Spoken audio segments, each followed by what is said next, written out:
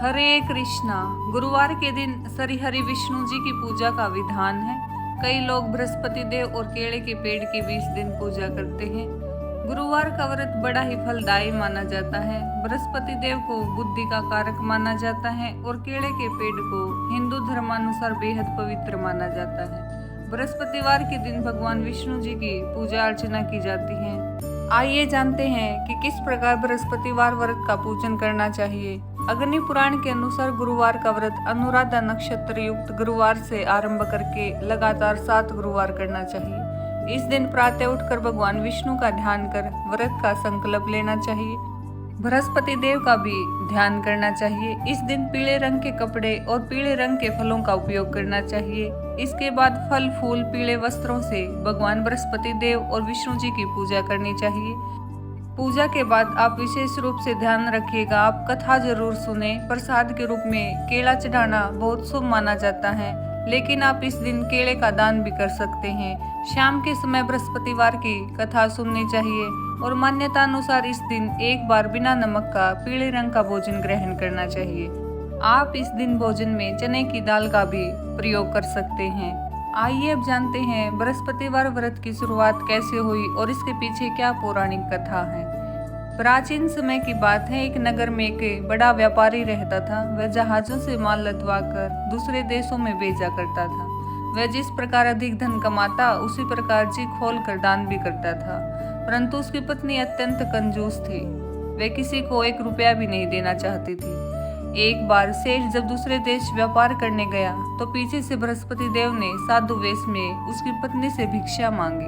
व्यापारी की पत्नी बृहस्पति देव से बोली, हे साधु महाराज, मैं इस धन और पुण्य से तंग आ गई हूँ। आप कोई ऐसा उपाय बताएं जिससे मेरा सारा धन नष्ट हो जाए और मैं आराम से रह सकूं। मैं यह धन लुटता हुआ नहीं देख सकती। बृहस्पति देव ने कहा, हे देवी, तुम बड़ी विचित्र हो। संतान और धन से कोई दुखी होता है भला? अगर अधिक धन है तो इसे शुभ कार्यों में लगाओ। कुंवारी कन्याओं का विवाह कराओ, विद्यालय और बाग बगीचों का निर्माण कराओ। ऐसे पुण्य कार्य करने से तुम्हारा लोक परलोक सार्थक हो सकता है। परंतु साधु की इन बातों से व्यापारी की पत्नी को खुशी नहीं हुई। उसने कहा, मुझे ऐसे धन की आवश्यकता नहीं जिसे मैं दान दूं। तब बृहस्पति देव बोले, यदि तुम्हारी ऐसी इच्छा है तो तुम एक उपाय करना। 7 बृहस्पतिवार घर को गोबर से लिपना, अपने बालों को पीली मिट्टी से धोना, बालों को धोते समय स्नान करना, व्यापारी से हजामत बनवाने को कहना और भोजन में मांस मदिरा खाना, और इस दिन कपड़े भी जरूर धोना। ऐसा करने से तुम्हारा सारा धन नष्ट हो जाएगा। इतना कहकर बृहस्पति देव अंतर ध्यान हो गए। व्यापारी की पत्नी ने बृहस्पति देव के कहे अनुसार 7 बृहस्पतिवार वैसा ही करने का निश्चय किया। केवल 3 बृहस्पतिवार बीते थे कि उसके समस्त धन संपत्ति नष्ट हो गई, वह परलोक सिधार गई। जब व्यापारी वापस आया तो उसने देखा कि उसका सब कुछ नष्ट हो चुका है। उस व्यापारी ने अपनी पुत्री को सांत्वना दी और दूसरे नगर में जाकर बस गया। वहां वह जंगल से लकड़ी काट कर लाता और शहर में बेचता।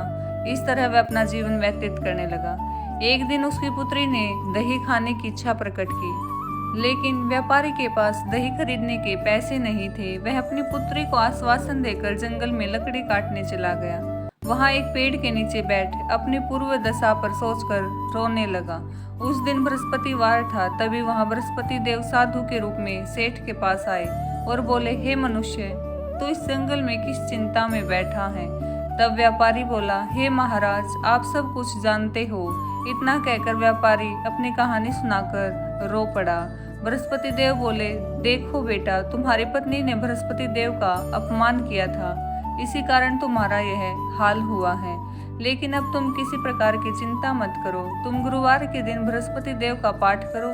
2 पैसे के चने और गुड़ को लेकर जल के लोटे में शक्कर डालकर वह अमृत और प्रसाद अपने परिवार के सदस्य और कथा सुनने वालों में बांट दो और स्वयं भी प्रसाद और चरणामृत ग्रहण करो। भगवान तुम्हारा अवश्य कल्याण करेंगे। साधु की बात सुन व्यापारी बोला, हे महाराज, मुझे तो इतना भी नहीं बचता कि मैं अपनी पुत्री को दही लाकर दे सकूं। इस पर साधु जी बोले, तुम लकड़ियां शहर में बेचने जाना। तुम्हें लकड़ियों के दाम पहले से चौगुना मिलेंगे, जिससे तुम्हारे सारे कार्य सिद्ध हो जाएंगे। उसने लकड़ियां काटी और शहर में बेचने के लिए चला गया। उसकी लकड़ियां अच्छे दाम में बिक गई, जिससे उसने अपने पुत्री के लिए दही लिया और गुरुवार की कथा हेतु चना और गुड़ लेकर कथा की और प्रसाद बांटकर शिवम भी खाया। उसी दिन से उसकी सभी कठिनाई दूर होने लगी। परंतु अगले बृहस्पतिवार को वह कथा करना भूल गया। अगले दिन वहां के राजा ने एक बड़े यज्ञ का आयोजन कर पूरे नगर के लोगों के लिए भोज का आयोजन किया। राजा की आज्ञा अनुसार पूरा नगर राजा के महल में भोज करने गया, लेकिन व्यापारी व उसकी पुत्री थोड़ी देर से पहुंचे और उन दोनों को राजा ने महल में ले जाकर भोजन कराया। जब वे दोनों लौट कर आए तब रानी ने देखा कि उसका खूंटी पर टंगा हार गायब है। रानी को व्यापारी और उसकी पुत्री पर संदेह हुआ कि उसका हार उन दोनों ने ही चुराया है। राजा की आज्ञा से उन दोनों को कारावास की कोठरी में कैद कर दिया गया। कैद में पड़कर दोनों अत्यंत दुखी हुए और वहां उन्होंने बृहस्पति देवता का स्मरण किया। बृहस्पति देव ने प्रकट होकर व्यापारी को उसकी भूल का आभास कराया और उन्हें सलाह दी कि गुरुवार के दिन कैद खाने के दरवाजे पर तुम्हें 2 पैसे मिलेंगे। उनसे तुम चने और मुनक्का मंगवा कर विधि पूर्वक बृहस्पति देवता का पूजन करना, तुम्हारे सब दुख दूर हो जाएंगे। बृहस्पतिवार को कैद खाने के द्वार पर उन्हें 2 पैसे मिले। बाहर सड़क पर एक स्त्री जा रही थी। व्यापारी ने उसे बुलाकर गुड़ और चने लाने को कहा। उस पर वह स्त्री बोली, मैं अपनी बहू के लिए गहने लेने जा रही हूँ, मेरे पास समय नहीं है। इतना कहकर वह चली गई। थोड़ी देर बाद वहां से एक और स्त्री गुजर रही थी। व्यापारी ने उसे बुलाया और कहा कि हे बहन, मुझे बृहस्पतिवार की कथा करनी है, तुम मुझे 2 पैसे का गुड़ चना ला दो।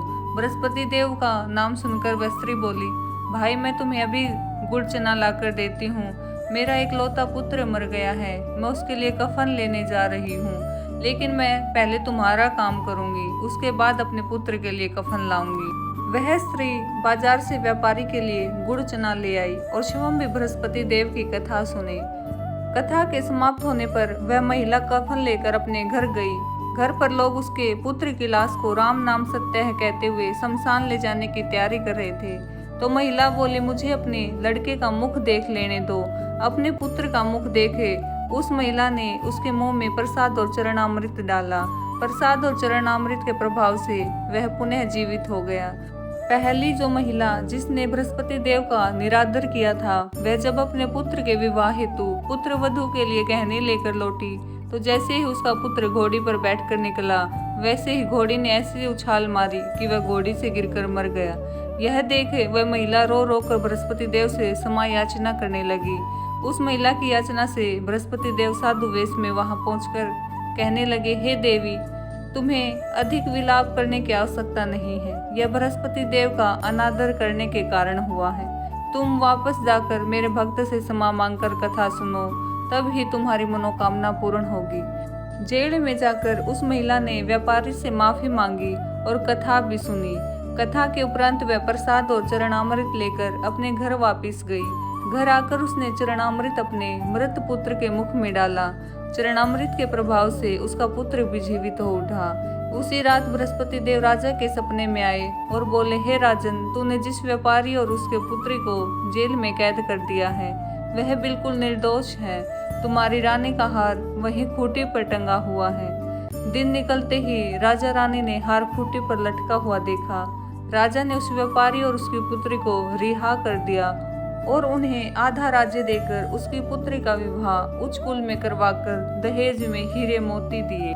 यह व्रत अत्यंत फलदायी है। इस व्रत को करने से बृहस्पति देवता प्रसन्न होते हैं। अनुराधा नक्षत्र युक्त गुरुवार से व्रत आरंभ करके 7 गुरुवार उपवास करने से बृहस्पति ग्रह की हर पीड़ा से मुक्ति मिलती है।